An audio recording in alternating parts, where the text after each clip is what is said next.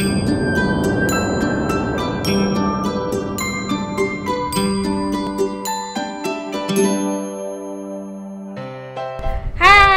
Assalamualaikum. Bersama dengan Acik Kopi lagi. Ting. Hari ini Acik nak bawa cerita klasik Melayu. Tajuk yang baru, iaitu Sultan Mahmud Mangkat di Julang. Siapa yang pernah dengar cerita Sultan Mahmud Mangkat di Julang? Jom kita mulakan. Adik-adik, cerita hari ini Sultan Mahmud Mangkat di Julang. Mangkat di Julang tu apa makna dia? Kita dengar cerita baru kita tahu makna dia. Pada zaman dahulu, ada seorang anak raja yang telah ditabal menjadi Sultan Johor pada usia 10 tahun dengan gelaran Sultan Mahmud Shah II. Segala kemahuan baginda akan dituruti. Setelah dewasa, baginda telah menjadi seorang yang zalim dan sombong. Semua rakyat jelata takut dan tidak berani untuk mengingkari perintah baginda. Pada ketika itu, negeri Melaka sering dilanda peperangan. Perairan Laut Melaka sering diserang Lanun. Setelah berbincang dengan para pembesar, Sultan Mahmud menitahkan agar hulu balangnya, iaitu Megat Seri Rama, pergi berkawal di laut dan menghapuskan Lanun tersebut. Megat Seri Rama adalah seorang panglima yang berani. Beliau menyahut titah perintah Sultan dengan penuh bersemangat, walaupun isterinya, Dang Anum, pada ketika itu sedang sarat mengandung. Kesiannya. Maka, dengan membawa sekumpulan pahlawan yang hebat-hebat belaka, Megat Seri Rama berangkatlah ke perairan Laut Melaka. Nak Anu amat sedih melihat pemergian kandanya itu. Sambil mengusap-ngusap perutnya yang sudah sarat, Dang Anu berfikir, kenapakah aku berasa sungguh sedih untuk berpisah dengan suamiku? Namun, aku yakin dia akan pulang dengan selamatnya. Tetapi hatinya masih tidak tenteram.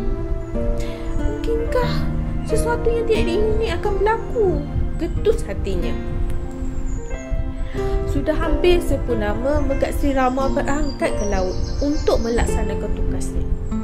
Sepurnama itu adalah sebulan. Setiap petang, Nak Anu akan duduk di muka pintu rumahnya sambil menunggu kepulangan suaminya. Satu petang, dia tercium bau yang harum. Lalu, dia ternampak Datuk Penghulu Bentara sedang berjalan dengan membawa satu bungkusan yang besar. Bungkusan tu. Maka disapanya Datuk Penghulu Bentara itu seraya bertanya dengan lembut, "Wahai Datuk Penghulu, apakah isi bungkusan itu? Punya sangat harum." "Ini adalah sebiji nangka masak yang diambil dari kebun Sultan," kata Datuk Penghulu. Setelah mendengarnya, tiba-tiba Dang Anu mengidam untuk merasa nangka masak itu walaupun seulas.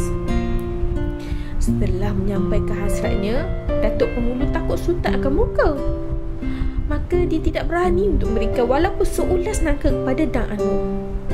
Namun, Dang Anu terus merayu-rayu, "Biarlah saya menjamah seulas nangka yang manis itu, wahai Tok Penghulu.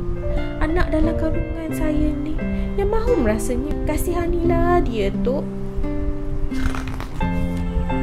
Kerana kasihan, Datuk Penghulu pun mengompek kulit nangka itu sedikit. Lalu, dia memberikan seulas isinya kepada Dang Anum yang mengidam itu.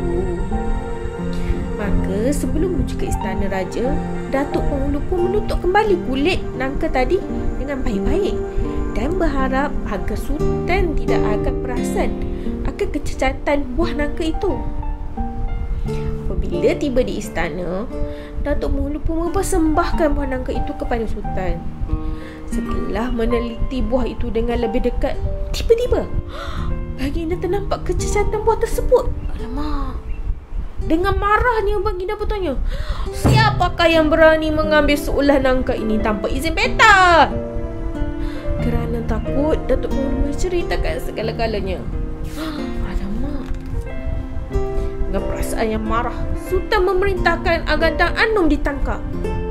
Selepas Dang Anum ditangkap dan dibawa menghadap Sultan, sambil menangis dia berkata, "Apakan Pantik, tuanku? Pantik tidak berniat untuk memakan seulah nangka itu. Anak dalam kandungan Pantik ini yang mengidam, tuanku."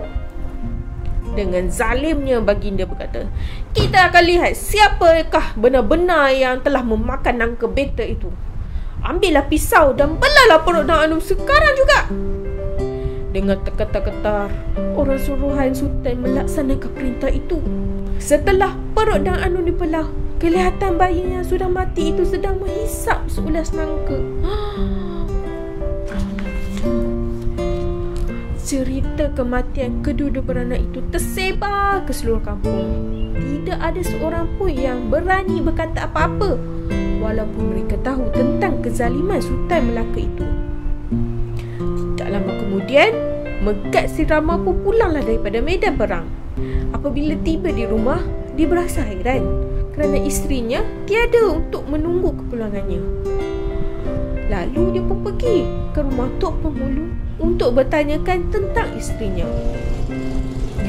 Bila Tok Penghulu melihat Megat Sri Rama, dengan sedihnya beliau menceritakan segala apa yang telah berlaku kepada Dang Anum. Setelah mendengar cerita itu, Megat Sri Rama jatuh tersungkur. Di situ juga sambil meraung dan memanggil-manggil nama Dang Anum.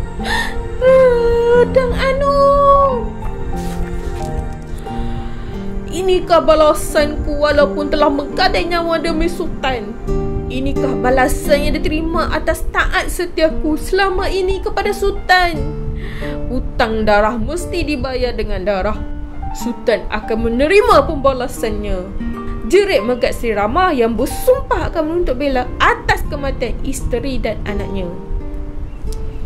Adapun Sultan Mahmud biasanya akan pergi bersolat di masjid pada setiap hari Jumaat. Maka Megat Sri Rama pun telah membuat rancangannya sendiri. Apabila Sultan Mahmud dijulang ketika dibawa dari istananya ke masjid, tiba-tiba Megat Sri Rama muncul dari celah orang ramai lalu menikam Sultan itu. Namun dalam kesakitan yang amat itu, Sultan Mahmud berjaya pula mencabut kerisnya lalu membalingnya sehingga terkena Megat Sri Rama. Alamak. Beliau meninggal dunia pada ketika itu juga, manakala Sultan Mahmud kehilangan nyawanya semasa sedang dijulang.